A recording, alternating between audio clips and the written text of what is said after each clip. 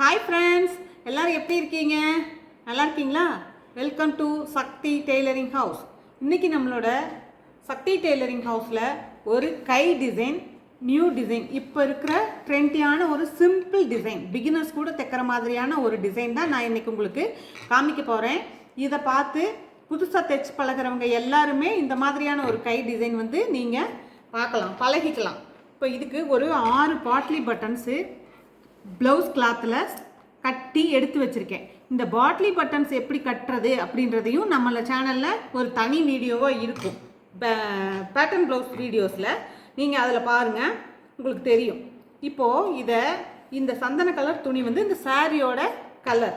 இந்த கலரில் கரெக்டாக கீழே மடக்கி தைக்கிறதுக்கு கொஞ்சம் இடம் வச்சுட்டு ஸ்டார்ட் பண்ணுறேன்.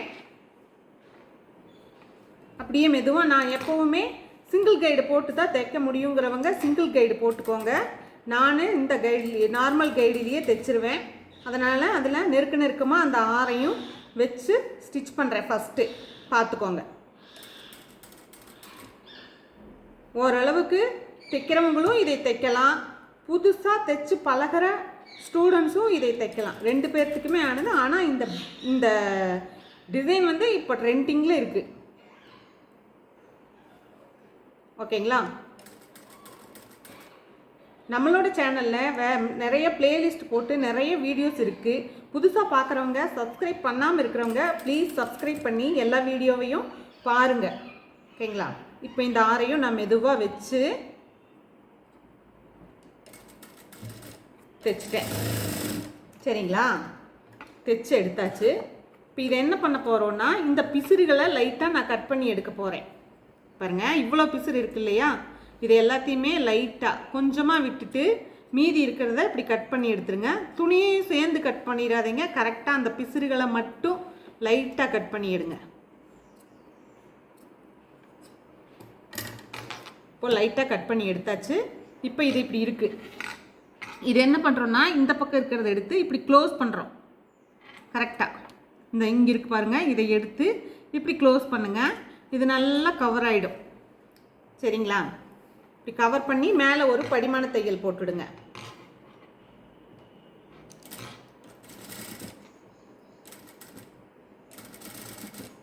இப்படி மெதுவாக, ஏன்னா இந்த இடத்துல பாட்லி பட்டன்ஸ் இருக்கிறதுனால மெதுவாக ஸ்டிச் பண்ணுறேன் நான். நல்லா அந்த கட்டி இருக்கிறதெல்லாம் தெரியாத அளவுக்கு, இந்த பட்டன்ஸ் மட்டும் வெளியில் தெரிகிற அளவுக்கு நல்லா க்ளோஸ் பண்ணி விட்டு தேய்ங்க. அப்போ தான் டிசைன் பார்க்குறதுக்கு நல்லா ஃபினிஷிங் நல்லா வரும். இப்போது நம்ம க்ளோஸ் பண்ணி தைச்சு எடுத்தாச்சு. இதில் நம்ம ஒரு கேன்வாஸ் கிளாத் கீழே கொடுக்க போகிறேன். கொடுத்துட்டு மேலே இதை வச்சுக்கிட்டு இதுக்கு ஒரு லைனிங் கிளாத் வேணும் நமக்கு. அப்போ தான் இந்த இடம் உள்ளே நான் தைக்கும்போது இந்த கேன்வாஸ் தெரியும். இதை பக்காவாக ஃபினிஷ் பண்ணணுன்னா இதுக்கு ஒரு லைனிங் கிளாத்தும் கொடுத்தா தான் நல்ல ஃபினிஷிங் நல்லா இருக்கும். இப்போ பாருங்கள், ஒரு லைனிங் கிளாத்தை கொடுத்து நான் ஒரு தையல் போடுறேன்.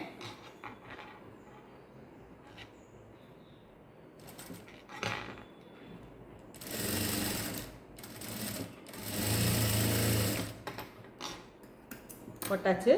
இப்போ இதை திருப்பி எடுத்துக்குவோம். திருப்பி எடுத்துட்டு நல்லா இது பண்ணி விட்டுட்டு கீழே இன்னொரு படிமான தையல், இந்த இடத்துலையே இன்னொரு படிமான தையல் போட்டுவிட்றேன். இது எல்லாத்துக்குமே நான் ஒயிட் கலர் நூல் யூஸ் பண்ணியிருக்கேன். நீங்கள் நூல் யூஸ் பண்ணுறது நான் ஒவ்வொரு வீடியோஸ்லேயும் சொல்லிகிட்ருக்கேன். நூல் மாற்றி மாற்றி போடணும் அப்படின்றதுக்காக அதே நூலில் போட்டுக்கிது தைச்சிடாதீங்க. அது ப்ளவுஸ்னோட ஃபினிஷிங்கையே கெடுத்துரும்.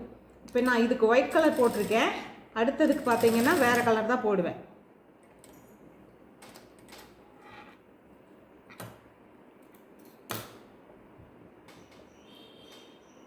ஒயிட் கலர் போட்டு தேய்ங்க.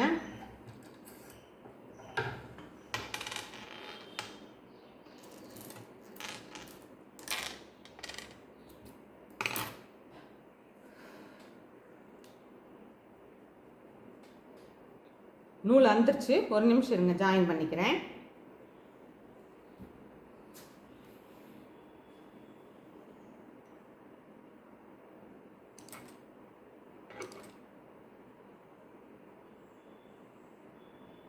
இப்போது ப்ளவுஸ் இதனோட ப்ளவுஸ் நம்ம இந்த பாட்லி பட்டன்ஸ் வச்சுருக்குறோம் இல்லைங்களா? அந்த கலரு. சாரீ வந்து சாண்டில் கலரு. ஓகே, அதுக்கு தகுந்த மாதிரியான நீங்களும் உங்களோட சாரீக்கு கான்ட்ராஸ்டாக இருக்கிற மாதிரியான கலரில் இதை சூஸ் பண்ணி இந்த பாட்லி பட்டன்ஸ் எல்லாம் வைக்கிறதெல்லாம் வைங்க. கரெக்டாக நல்லா இருக்கும்.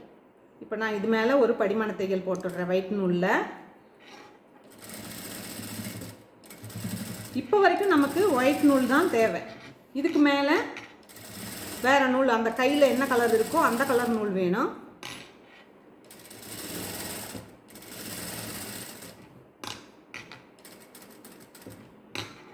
சுற்றிலுமே ஒரு தையல் போட்டு எடுத்துக்குவோம். அப்போ தான் நல்லா ஃபினிஷிங் நல்லா நிற்கும். நமக்கு புதுசாக தைக்கிறவங்களுக்கும் கஷ்டம், இது அப்படியே நிற்கும் நமக்கு. ஓகேங்களா? இது என்ன பண்ண போகிறோன்னா வச்சாச்சு. இப்போ அடுத்தது கை துணி எடுத்துக்கலாம்.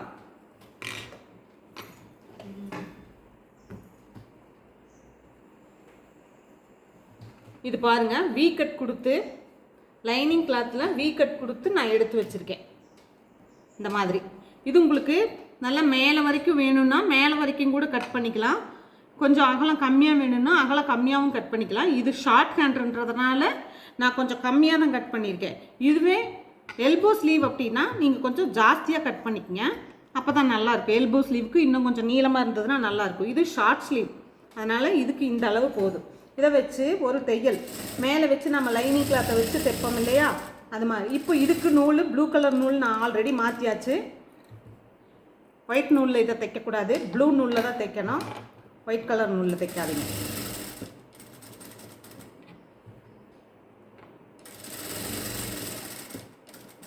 கரெக்டாக 1/4 இன்ச்சில் தைச்சு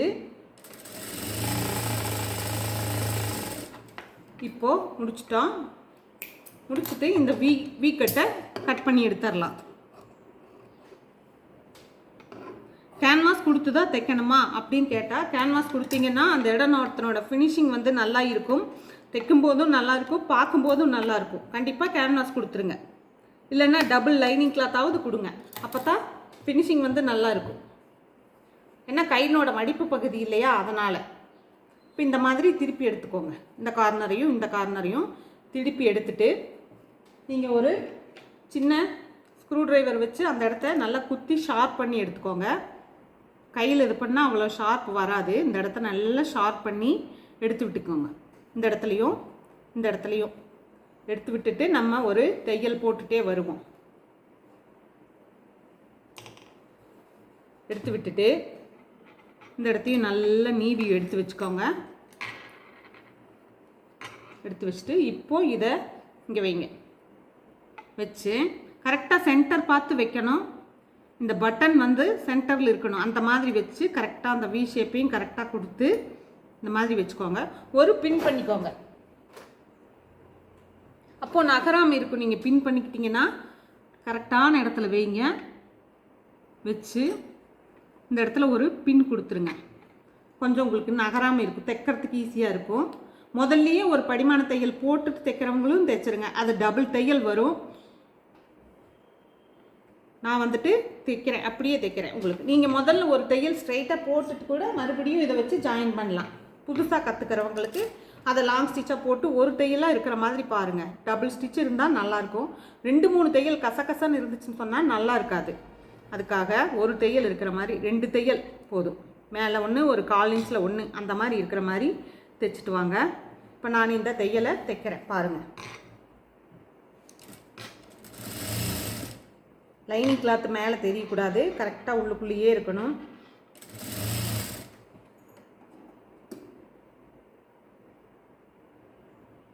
இந்த இடத்துலையும் ரொம்ப அதிக கிளாத் இருக்கக்கூடாது, அதை நான் வெட்டி விட்டுறேன். ஏன்னா இந்த துணியினோட கிளாத்தை வெட்டி விட்டுட்டு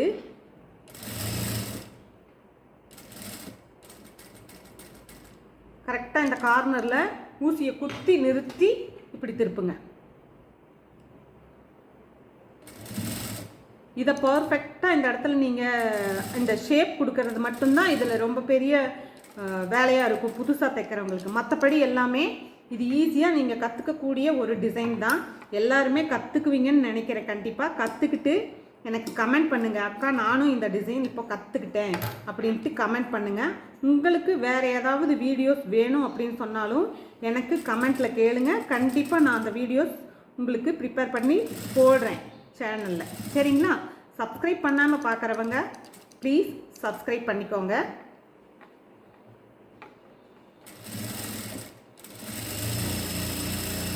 இப்போ நம்ம ஸ்டிச் பண்ணியாச்சு. ஓகேங்களா? நம்ம உள்ளுக்குள்ளே இருக்கிற இந்த பிசுறு பகுதிகளை கட் பண்ணி எடுத்துருவோம். கொஞ்சம் ஒரு 1/2 இன்ச் போல் விட்டுட்டு கட் பண்ணுங்கள். ஃபுல்லாக கட் பண்ண வேண்டாம். நான் அந்த பின் பண்ணியிருக்கிறத எடுத்துடுறேன். இப்போ பார்த்தீங்கன்னா நமக்கு ஒரு அழகான டிசைன், நல்ல ஒரு ட்ரெண்டியாக இருக்கிற டிசைன் நம்மளுக்கு கிடச்சிருச்சு. இதே வந்து எல்போ ஸ்லீக் வேணும்னா நீங்கள் இந்த வீக்கட்டை வந்து இன்னும் கொஞ்சம் உயரம் பண்ணிக்கோங்க. அவ்வளோதான். ரெண்டு மாடல் கைக்கு தைக்கிற அளவுக்கான ஒரு டிசைன் ஈஸியாக கற்றுருப்பீங்க எல்லாருமே. உங்களுக்கு எல்லாத்துக்கும் இந்த டிசைன் பிடிச்சிருந்துச்சுன்னா லைக் பண்ணுங்கள், கமெண்ட் பண்ணுங்கள். இந்த வீடியோ பார்த்தா எல்லாத்துக்குமே ரொம்ப நன்றி. தேங்க்யூ.